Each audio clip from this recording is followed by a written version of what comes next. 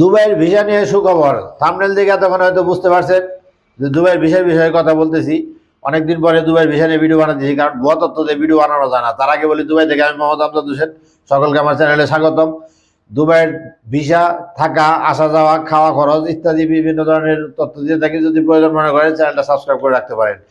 আরেকটু বলি ভাই, আমি অনেক কষ্ট করে ভিডিও তৈরি করি এই কাজের ফাঁকে। যদি প্রয়োজন ভালো মনে করেন, ভালোবাসেন, তাহলে একটু লাইক কমেন্ট শেয়ার করে আমাকে একটু সাপোর্ট করবেন। দুবাইয়ের ভিসা নিয়ে 13টা ওয়ার্ক পারমিট চালু করছে দুবাই কোম্পানি, অর্থাৎ দুবাই সরকার, দুবাই গভর্নমেন্ট 13টা ওয়ার্ক পারমিট চালু করছে। 13টা ওয়ার্ক পারমিট চালু করছে মানে ওয়ার্ক পারমিট মানেই ভিসার পারমিট। কারণ আপনি কাজের অনুমতি যদি দেয় তাহলে অবশ্যই আপনাকে ভিসা দিবে, এটা বুঝতে হবে। অর্থাৎ 13 ধরনের ওয়ার্ক পারমিট চালু করছে নিয়োগ শিথিলতার জন্য, অর্থাৎ নিয়োগ প্রক্রিয়া আরো জোরদার করার জন্য। তার মানে ইনসাইডে আউটসাইডে যারা আছেন সকালে ভিসা প্রত্যাশী যারা আছেন সকালেই শুভকামনা রইল, সকালে ভিসা পাবেন ইনশাল্লাহ। একটু সবর করেন, আগে লেনদেন করেন না, এই সংবাদের ভিত্তিতে লেনদেন করেন না।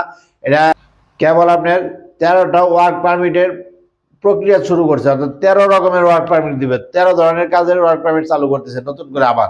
তার মানে নতুন করে আবার এই বিষয়গুলো দিবে, কারণ ওয়ার্ক পারমিট আপনাকে কাজের অনুমতি দিলে তো অবশ্যই বিষয় দিবে। এটা তো আপনিও বুঝেন, আমিও বুঝি, সকলে বুঝি। যদি কোনো বিষয় বুঝতে অসুবিধা, কোনো কিছু জানতে মনে চায়, আমাকে কমেন্ট করতে পারেন, আমি অবশ্যই জানিয়ে দেবো, কমেন্টে রিপ্লাই করবো। এবং ছোট ভাইকে একটু ভালোবাসা দিবেন সকলে। আল্লাহ হাফেজ।